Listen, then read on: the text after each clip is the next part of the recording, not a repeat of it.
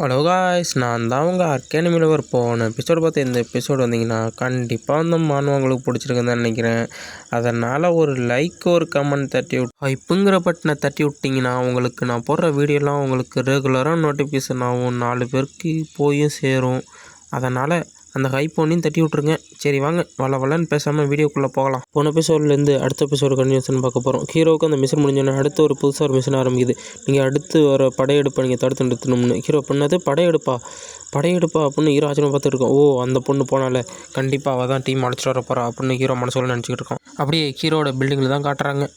இது காட்டிகிட்டு இருக்கும்போதே ஹீரோ அந்த டவரில் நின்றுட்டு, ஆமாம் மியூ, யாராச்சும் தெரியாதவங்க இங்கே வந்து நீ எதுவும் பார்த்தியா அப்படின்னு கேட்கும்போது, அந்த பக்கம் ஒரு கார் போணுச்சு, நீங்கள் தான் வரீங்கன்னு நினச்சேன், டக்குன்னு அந்த கார் திரும்பி போயிடுச்சு, எதனாச்சும் எதுவும் ஆபத்தானதா, நான் எதுவும் தப்பு பண்ணிட்டேனா அப்படின்னு அந்த பொண்ணு ஹீரோ பார்த்து கேட்டுக்கிட்டு இருக்கு. அப்படின்னு எல்லாரையும் ஒரு இடத்துக்கு கூட சொல்லு, நான் ஒரு முக்கியமான மீட்டிங் பேசணும் அப்படின்னு சொல்லிட்டு போது வில்லங்களோட பேச தான் காட்டுறாங்க. ஹீரோட பேச அழிக்க போகிறீங்களா அவங்களோட பேசு, அது வந்து சவுத்தில் இருக்குது. அவன் கையில் ஒரு வாக்கி டேக் மட்டும் இருக்குது. அதை வச்சுக்கிட்டு, இங்கே தானே நிறைய பேர் உயிர் பழிச்சவங்க இருக்காங்க, நிறைய ஆட்கள் தேவைன்னு இங்கே தான் போட்டிருந்தாங்க, இந்த பக்கம் தான் வந்திருக்கோம், நான் சர்வேஸ் நிறைய பேர் இருப்பாங்களா அப்படின்னு பார்த்துட்டு இருக்கும்போது ஒரு கார் வந்து நிற்கிது. சர்வேரா நீங்கள் அப்படின்னு கேட்கும்போது, ஆமாம் நாங்கள் சர்வேர் தான் அப்படின்னு சொல்லிட்டு ஒரு பொண்ணு இறங்குது. நாங்களும் இந்த இடத்துக்கு தான் வந்திருக்கோம் அப்படின்னு ஒரு மாதிரியாக பார்த்துக்கிட்டு இருக்கான். அந்த இறங்கி நிற்கிற வில்லியை பார்த்துட்டு வாயில் வச்சு ஊற்றும் போல் அந்த வில்லியை அப்படி பார்த்துக்கிட்டு இருக்காங்க. அப்போ அவன் சொல்கிறான், நான் கொஞ்சம் வெளில போக வேண்டியது இருக்குது, நான் போய்ட்டு வந்துட்டவா அப்படின்னு சொல்லும்போது, எங்கே ரெஸ்ட் ரூம் போகணுமா, இங்கே பாய்ஸுங்க கேர்ள்ஸுங்க ஒரே ரெஸ்ட் ரூம் தான், என்னை ஃபாலோ பண்ணி வாங்க அப்படின்னு அந்த வில்லி அவனை கூப்பிட்றான். அப்போ அந்த மஞ்சள் சட்டை போட்டவன் நினைக்கிறான், டே மச்சான், எனக்கு நல்ல வாய்ப்பு கிடச்சிருக்கு, இங்கே ஒரே ஒரு வேதம் இருக்குது, அங்கே போயிட்டு அப்படியால போயிட்டு இப்படியால முடிச்சுட்டு வந்துடுறேன்டா, நீ கலக்கடா மச்சான், நீ கலக்கடா அப்படின்னு அவன் நினச்சிக்கிட்டு இருக்க மனசுக்குள்ளே. அப்படியே எல்லாரும் பொறுமையாக உள்ளே போக ஆரம்பிக்கிறாங்க. உள்ளே போயிட்டு, எவ்வளோ பெரிய இடம்டா, இவ்வளோ பெரிய இடத்த நம்மளுக்கு கிடைக்கும்னா எதிர்பார்க்கவே இல்லை, ஏன்னா நான் சின்ன இடத்துல தான் அவளை தங்கிக்கிட்டு இருந்தேன், இவ்வளோ பெரிய தங்குற இடம் கிடச்சது எனக்கு ரொம்ப ஆச்சரியமாக இருக்குது அப்படின்னு அவன் நினச்சிக்கிட்டு இருக்கான். மனசுக்குள்ளேயே நினைக்கல, எல்லாத்தையும் சொல்லிகிட்டு இருக்கான்.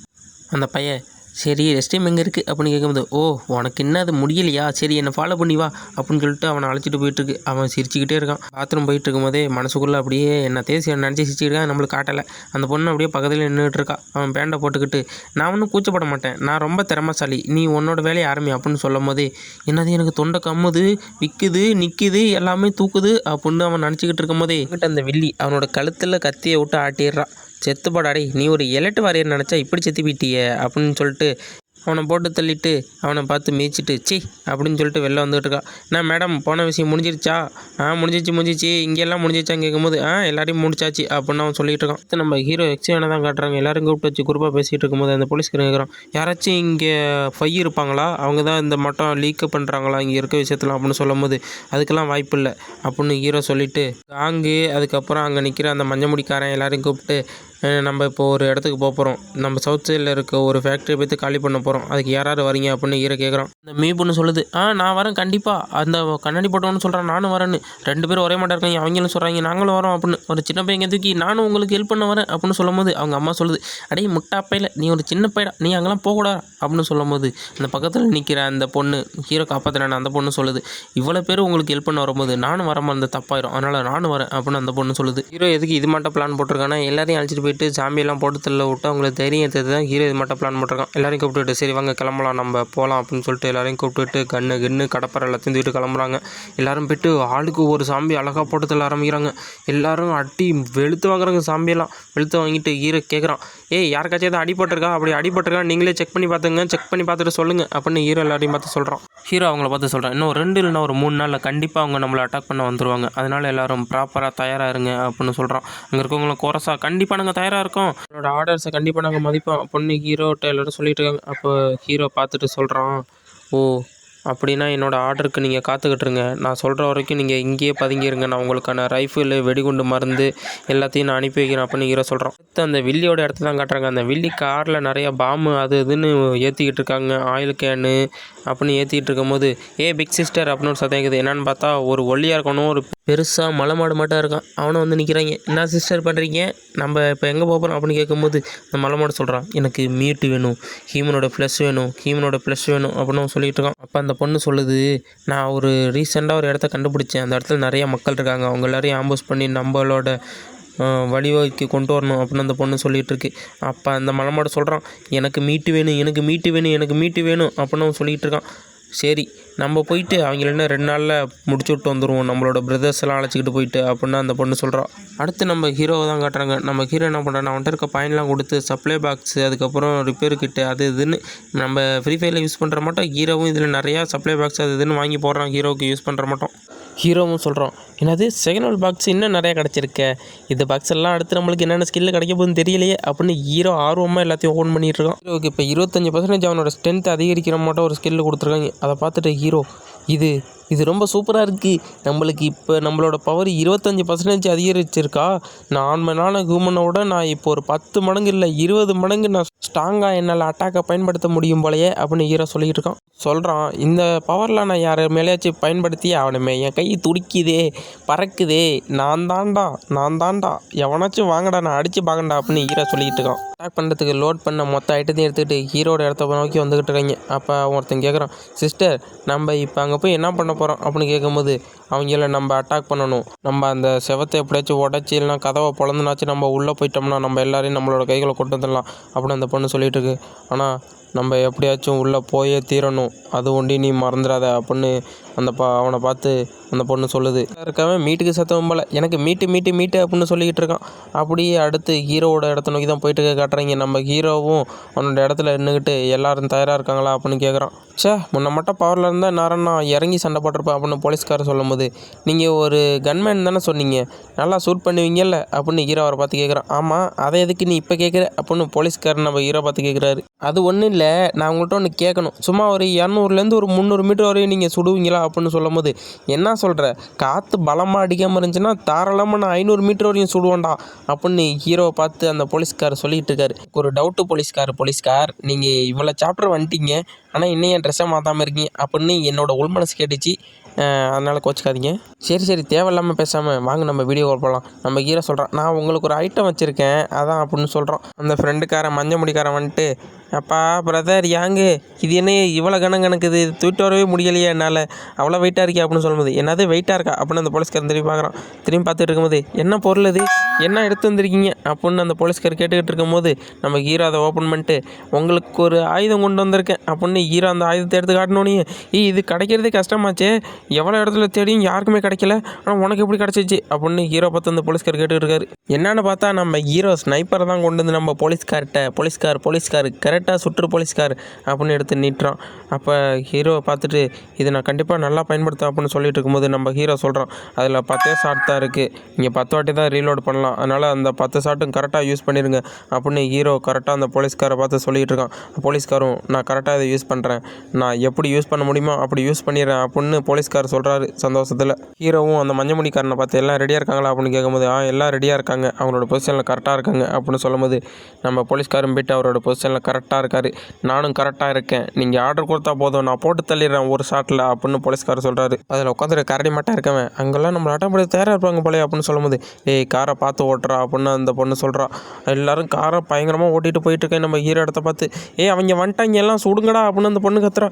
எல்லாரும் தாறுமாற சுட ஆரம்பிக்கிறாங்க, கையில் வச்சிருக்க துப்பாக்கியை வச்சு, வர காலெல்லாம் புல்லட்டு சரட்டுன்னு இறங்குது. அதில் கார் ஓட்டிகிட்டு வந்தவனோட நெஞ்சிலையும் சரக்குன்னு இறங்குனே அந்த காரை அப்படியே திரும்பிட்டு போய் பிறண்டு அப்படியே கார் அப்படியே கவுந்துருது. அந்த பொண்ணு நினைக்கிறா, இவங்கள்ட்ட எப்படா இவ்வளோ வெப்பன் வந்திருக்கும், அட்டச்சே ரொம்ப ஃபாஸ்ட்டாக இருக்காங்களே, சின்ன பையன்னு நினச்சா இவ்வளோ வேலை காட்டுறாங்களா அப்படின்னு கடுப்பாயிட்டு இருக்கா அந்த பொண்ணு. அதுலேயும் நல்ல ஆர்மர் போட்ட புல்லட் ப்ரூஃப் இருக்க கார்லாம் தப்பிச்சிருது. சில பேர் பைக் ஓட்டிகிட்டு இருக்கவங்களும் தப்பிச்சிடுறாங்க. கரெக்டாக வந்து அந்த டோருக்கு முன்னாடி நிறுத்திட்டு எல்லாரும் இறங்குறாங்க. அதில் அந்த தடி தாண்டவரான்னு கையில் ஒரு பெரிய பிளேடு மட்டும் இருக்குது, அதை எடுத்துகிட்டு இறங்குறான். அதை எடுத்துக்கிட்டு வேகமாக ஓடி போய் அந்த டோரை அறுத்துக்கிட்டு இருக்கான். நான் அவங்க எல்லாரையும் கொல்லுவேன்டா, எல்லாரையும் கொன்று நான் இங்கேருந்து காலி பண்ண மாட்டேன் அப்படின்னு சொல்லி அட்டாக் பண்ணிட்டு இருக்கான். அங்கே இருக்கீங்க எல்லாரையும் சுடுங்க, யாரையும் விடாதீங்க, கண்டிப்பாக யாரையும் நம்ம உயிரோட விடக்கூடாது அப்படின்னு சொல்லிட்டு எல்லாரும் சுட்டுக்கிட்டு இருக்காங்க. அப்போ அந்த வில்லியோட குரூப்பில் இருக்க அந்த பொண்ணும், உங்கள்கிட்ட எங்கள்கிட்ட துப்பாக்கி இருக்குடா அப்படின்னு சொல்லிட்டு எடுத்து சுட ஆரம்பிக்கிறாங்க. சுட்டுக்கிட்டு இருக்கும் போதே அங்கே இருக்க எல்லாருமேலேயும் போய் படுற மட்டும் போகுது. எப்படியோ ஜஸ்ட் மிஸ்ல யாருமேலையும் படலை. ஆனால் அங்கே இருக்க ஒரு குண்டு பை அந்த கண்ணாடி போட்டுக்கான அவனோட ஷோல்டரில் குண்டு இறங்கிடுது. கியோ என்னாச்சு அப்படின்னு அந்த ஃப்ரெண்டுக்காரன் அவனை அங்கிட்டு அழைச்சிட்டு போயிட்டுருக்கான். அங்கே இருக்க ஒருத்தன், அவன்கிட்டையும் வெப்பன் இருக்குது எல்லாரும் பார்த்துருங்க அப்படின்னு சொல்கிறான். எல்லாரும் டோருக்கு முன்னாடி வெயிட் பண்ணிகிட்டு இருக்காங்க கன்னை வச்சுக்கிட்டு.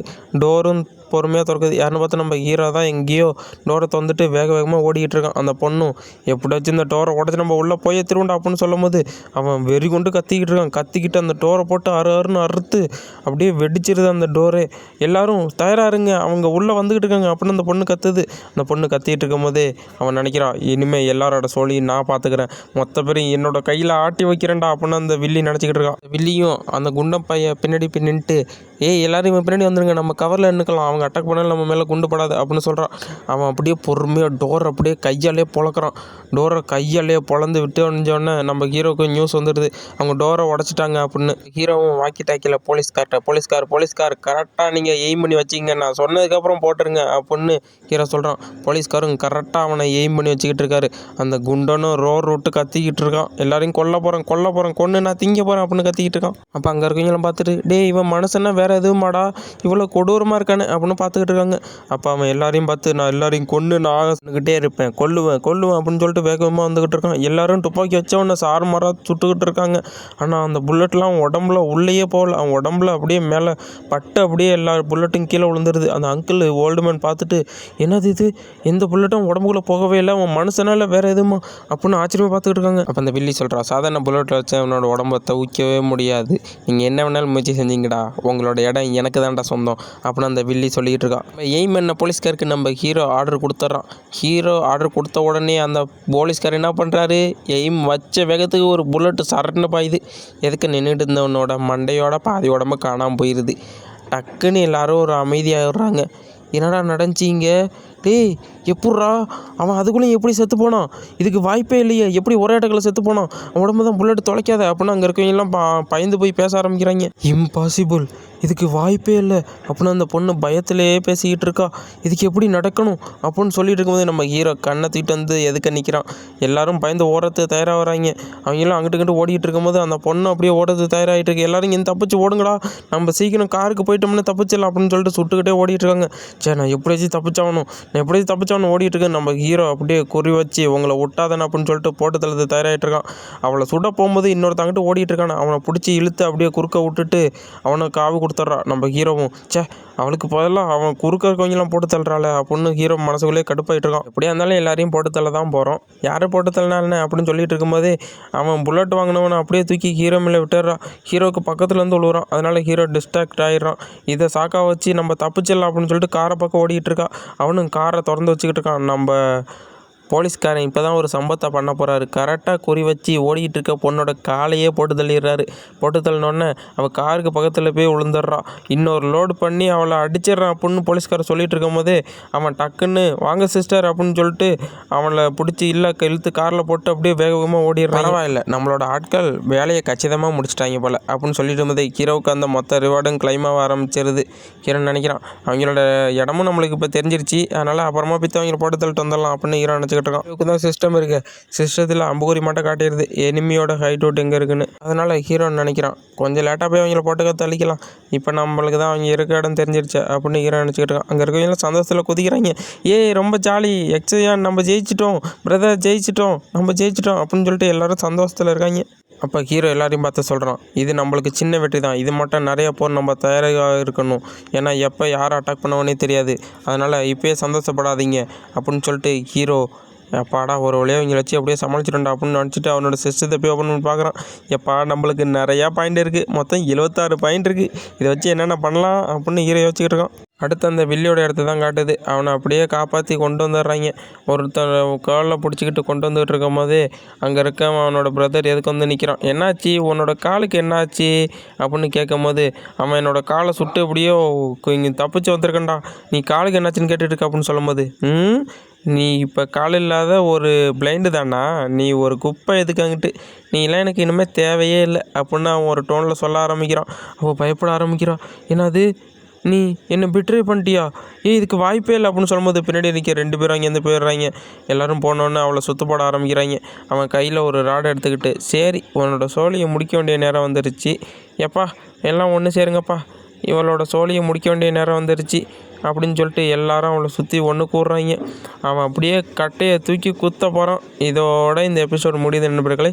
அதெல்லாம் நெக்ஸ்ட் எபிசோடில் மீட் பண்ணலாம். நான் தான் உங்கள் ஆர்கே அனிமி லவ்வர். ஹைப்புங்கிற பட்டனோடய தட்டி விட்டுருங்க போதும்.